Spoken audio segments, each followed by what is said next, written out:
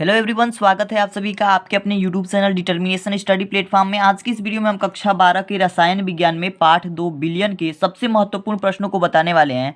तो अगर आप बोर्ड एग्जाम 2023 की तैयारी कर रहे हैं और आपने अभी तक कुछ भी नहीं पढ़ा है पाठ 2 में, तो बस इतना याद कर लीजिए, आपका पाठ 2 के सभी क्वेश्चन को कर ले जाएंगे, आप आसानी से कर ले जाएंगे सारे क्वेश्चन को। और इसी में से 100% की गारंटी है कि इसी प्रश्नों में से कोई ना कोई प्रश्न जरूर आ जाएगा आपके बोर्ड एग्जाम में। ठीक है, तो जितने भी मैं प्रश्न बता रहा हूँ सबसे महत्वपूर्ण प्रश्न है, और इन प्रश्नों को अगर आप तैयार कर लेते हैं तो इन्हीं प्रश्नों से रिलेटेड प्रश्न आएंगे, और नहीं तो यही प्रश्न हो सकते हैं कि बोर्ड एग्जाम में एज इट इज आ जाएं। ठीक है, तो चलिए हम बात करते हैं। और इस वीडियो में हम बताने वाले हैं बहुविकल्पीय से लेकर के दीर्घ उत्तरीय तक के जितने भी इंपॉर्टेंट क्वेश्चन हो सकते हैं, आपके सारे इंपॉर्टेंट क्वेश्चन हम बताने वाले हैं। ठीक है, तो इस वीडियो को शुरू से लेकर के अंत तक देखिए ताकि आपको सारी चीजें समझ में आ जाए। सबसे पहले बात करते हैं बहुविकल्पीय प्रश्नों में पहले प्रश्न के बारे में। पहला प्रश्न है हमारा, शुद्ध जल की मोलरता होती है। शुद्ध जल की जो मोलरता होती है क्या होती है? यहाँ पे ऑप्शन दिया गया है 55.56, 5.556, 0.18, 0.018। ये प्रश्न जो है 2014 में, 16 में, 17 में और 22 में पूछा हुआ प्रश्न है। काफ़ी दिनों से, काफ़ी सालों से ये प्रश्न पूछा जा रहा है। तो इनमें जो आपका जल का जो मोलरता होती है 55.56 होती है। आप याद कर लीजिएगा कि जल की जो मोलरता होती है 55.56 होती है। ठीक है, इस वीडियो में बताए गए सारे क्वेश्चंस को ध्यान से देखिए और ध्यान से इन सभी प्रश्नों को तैयार कर लीजिए ताकि आपके पूरे पूरे नंबर फिक्स हो जाएं। ठीक है, बात करते हैं दूसरे इंपॉर्टेंट क्वेश्चन की। दूसरा इंपॉर्टेंट क्वेश्चन है, निम्नलिखित में से कौन सा अणुसंख्यक गुणधर्म है? पहला ऑप्शन दिया गया है श्यानता, दूसरा ऑप्शन दिया गया है प्रासरण दाब, तीसरा ऑप्शन दिया गया है प्राकाशिक घूर्णन, चौथा ऑप्शन दिया गया है पृष्ठ तनाव।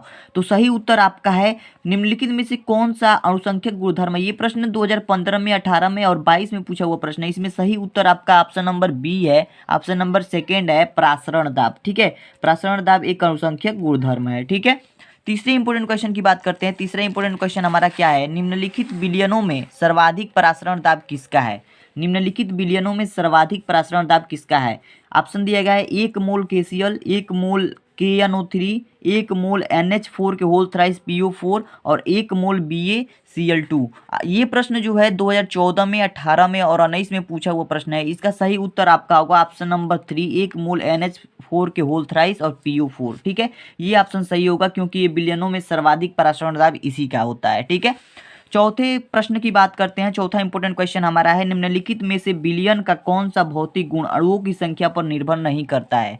ठीक है, निम्नलिखित में से विलयन का कौन सा भौतिक गुण अणुओं की संख्या पर निर्भर नहीं करता है? ऑप्शन दिया गया है वाष्प दाब अवनमन, हिमांक अवनमन, पृष्ठ तनाव, परासरण दाब। तो इसमें सही उत्तर आपका है ऑप्शन नंबर 3 पृष्ठ तनाव। ठीक है, इस विलयन का भौतिक गुण अणुओं की संख्या पर निर्भर नहीं करता है। ठीक है, तो ये चीज अब तैयार रखिएगा कि निम्नलिखित में से कौन सा विलयन का कौन सा भौतिक गुण अणुओं की संख्या पर निर्भर नहीं करता है? तो पृष्ठ तनाव। ठीक है, ये ऑप्शन हो जाएगा। पांचवें इंपोर्टेंट क्वेश्चन की बात करते हैं। पांचवा नंबर हमारा जो क्वेश्चन है ये है, निम्न में न्यूनतम हिमांक वाला विलयन है। निम्न में न्यूनतम हिमांक वाला विलयन है, कम हिमांक वाला विलयन कौन सा है? ऑप्शन दिया गया है potassium sulphate, sodium chloride, glucose और यूरिया। सही उत्तर आपका है ऑप्शन नंबर 1 पोटेशियम सल्फेट। ठीक है, पोटेशियम सल्फेट जो है सबसे न्यूनतम हिमांक वाला विलयन है। ठीक है, तो ये हो गए आपके बहुविकल्पीय प्रश्न जो कि आपके लिए बहुत ही इंपॉर्टेंट है और बहुत ही सालों से पूछे जा रहे हैं। तो सारे प्रश्नों को तैयार कर लीजिएगा। अब हम बात करते हैं वर्णनात्मक प्रश्नों के बारे में जो कि अति लघु उत्तरीय, लघु उत्तरीय और दीर्घ उत्तरीय में पूछे जाते हैं। ठीक है, तो अगर हम बात करें वर्णनात्मक प्रश्नों के बारे में तो हम यहाँ पे लिख चुके हैं कि जरूर इसे तैयार कर लेना, क्योंकि वर्णनात्मक प्रश्नों में हो सकता है कि यही प्रश्न एज इट इज आ जाए और कुछ न्यूमेरिकल टाइप के प्रश्न पूछे जाएंगे। तो न्यूमेरिकल टाइप के प्रश्न भी बताए हैं जो कि कई सालों से पूछे जा रहे हैं। हो सकता है कि वही प्रश्न आ जाए न्यूमेरिकल में, या फिर उसी न्यूमेरिकल के जगह पे, यानी कि यहाँ पे जो नंबर है ये चेंज करके और बस यही चीज़ दिया हो, यही चीज़ पूछा हो। ठीक है, तो इन सभी प्रश्नों को तैयार कर लेना क्योंकि सारे इंपॉर्टेंट क्वेश्चन है। पहले इंपॉर्टेंट क्वेश्चन की बात करते हैं वर्णनात्मक प्रश्नों में। राउल्ट का वाष्प दाब अवनमन नियम लिखिए।